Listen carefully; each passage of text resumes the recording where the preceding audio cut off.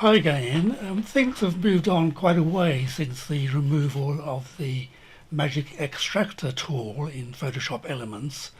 We can now use the Select subject either from the Select menu at the top or in Photoshop Elements 2026 using the Context menu, simply one click on Select Subject. And once the subject has been selected, we simply go to the Layers panel and click on the Add Layer Mask button, one click, and we get a transparent background. It's as simple as that.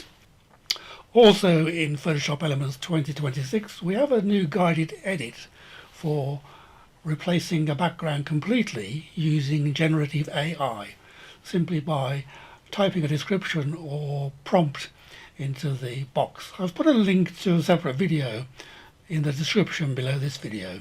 So thanks for watching, and bye bye for now.